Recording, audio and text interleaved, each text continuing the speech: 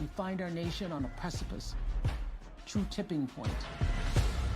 Is this the moment that will finally change our country? Trying to rain on the thunder. Tell a storm I'm new. I'ma rain on this bitter love. Tell the tweet I'm new.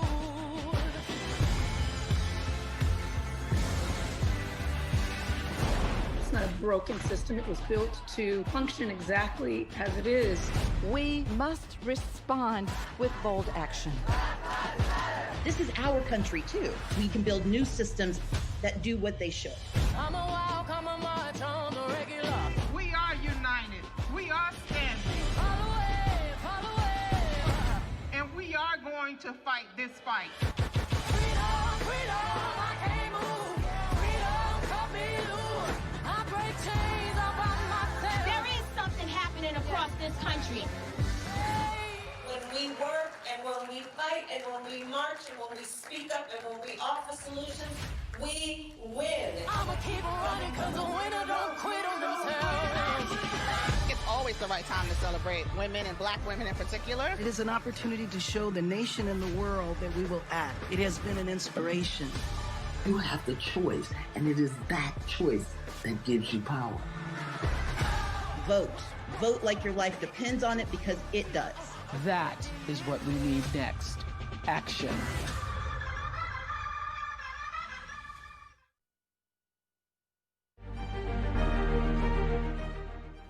Hi everyone, I'm Sister Jenna. Welcome to our special Zoom meditation segments.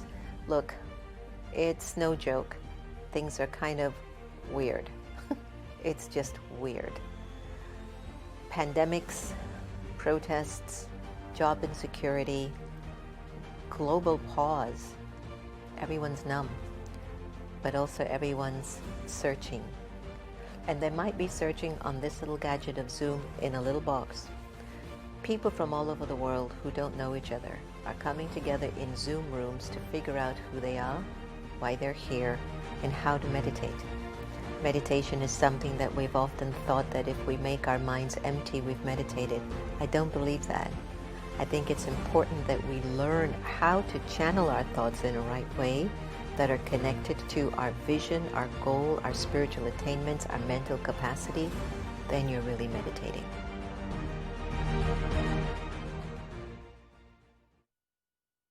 Hi everyone, welcome to Wise-ish, your power boost for the morning, your cure for the soul. It always delights me that we can just meet every day, at least Monday through Friday, and go over some thoughts of wisdom to increase a little bit of our wisdom, to become a little bit more wise-ish. You know, it's not like we're walking around like we have all the answers to life, but at least we have some of the answers, and those answers are taking us to another level, to another level, to another level. Anyway, I hope everything has been really super well, and you're really getting ready for this particular voting cycle that we're going to encounter if you're in the United States of America. If you're abroad and you are an American citizen, there's also ways that you can still cast your vote. As you know, I'm not taking sides, but I do wish for all of us to become engaged in the process and show up for the country. It needs it now more than ever before. Our democracy is at stake, which means the need to be able to have the power of our voice matter. You know, that we want to make sure that each and every one of us still have an opportunity to be at the table, to share what we feel we need in our particular areas. And sometimes if we feel that we've not been heard and we're not being thought about, it can feel a little bit unfair or unjust. So show up in whatever way possible as we move through this particular voting cycle. And I love Oprah's Own Your Vote initiative and process, that we need to start to get out there, get involved, and to become more engaged. Today's conversation is about maintaining our enthusiasm, and in a time when so many aspects of our lives have changed, and there are certain gifts that we have found during this particular pandemic, and certain things that we don't like that we've also bumped into. How easy has it been for you to maintain your enthusiasm? We can sit back and watch as much television on Netflix or Hulu or Prime Video or whatever, or you can watch the news, Fox, CNN, MSNBC, ABC. They're doing a job, and I'll tell you, I kind of glanced at the DNC a few days ago, and it was fine to watch it a little bit. But how much do I want to keep taking in if I'm not engaged? What am I doing for the country as I sit back and watch those news cycles and be able to still maintain my joy in life? Everything feels like it's moving to a real big boiling point. That negative comments and expressions to each other are going to be just, distributed as if it was nothing. But we're going to want to be able to not find that negative spot. We don't want to feed into the darkness. We don't want to feed into the weakness of people's character and places. And I know, no matter what you might believe, whether the GOP or the DNCs are good or not good, forget it. And even if you think we need another party, forget it. What can we do to fix what we've got? What can we do to really create a nation that works for everyone? Is it possible for us to fulfill the vision that we've held for the United States of America? Are you enthusiastic about it? So I came across Daddy Yankee's book, The Feeling Great No Matter What. And I thought that the way that Daddy looks at things with her wisdom, remember, she passed away on March 27th, but at 104, everything that she says, every word that she speaks comes with great depth and great merit. And I thought of sharing that for us today. So the key of enthusiasm. Ready? Enthusiasm is the master key to feeling great. It acts like a double energy boost. It keeps the self extremely positive and beyond the pull of negativity, while simultaneously making others feel uplifted too. It is as if enthusiasm opens a window, unsticking other people from a narrow state of mind, gloom, or despondency. Enthusiasm gives us faith in the reality of other possibilities. Love it. The word enthusiasm is derived from the Greek word enthusiasmos, meaning to be in God or to be in the divine. When we are spiritually alive and in tune, we are able to see, think, feel, and act in new and creative ways if faced with a blocked situation.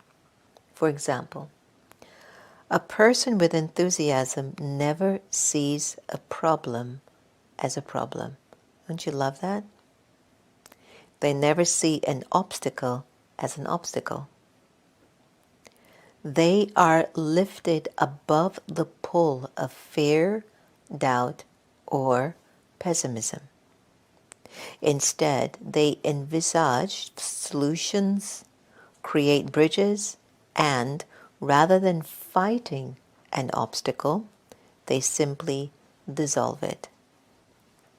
Enthusiasm is a therapy that breaks the gravity of negativity, and it shifts the type of mind stickiness that seems to trap people in a particular perspective or attitude, no matter how harmful it might be. Haven't we all been there? So to develop enthusiasm, have faith in the goodness of life and in the original goodness of the self and others. Believe that no matter what happens, no matter how sorrowful or incomprehensible something may appear to be, behind the dark curtain, there lies a hidden lesson or an unforeseen benefit. Such enthusiasm gives us strength and direction when our thoughts spiral out of control or spin in tiring cycles. It is also great therapy for a wounded heart when emotions such as resentment, hurt pride, and rejection drain our goodwill and spontaneity.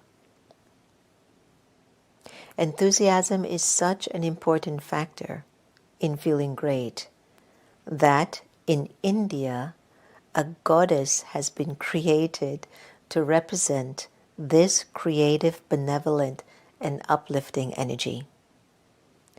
Uma is her name, and she's constantly invoked for well-being. So to all the Umas out there, and all the goddesses who are willing to become like a Uma goddess, it's time for you to keep feeding your enthusiasm and keeping that energy at a level that can keep seeing things not as an obstacle or not as a problem, but what's the opportunity here? What am I learning here?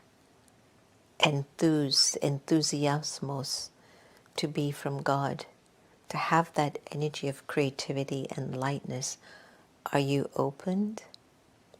Are you opened to allow the energy of enthusiasm to work through you? It's okay if once in a while we lose it. But what do I get when I become too down on myself? Or what do I achieve when I keep feeding into the negativity and find tribes of people to join me in the negativity? Do I get anywhere? Do I feel stronger? Do I become more wise-ish? Never. Never. What's more vital than ever before is to be able to really recognize and discern that's not taking me where I want to go. I want to live in God's heart.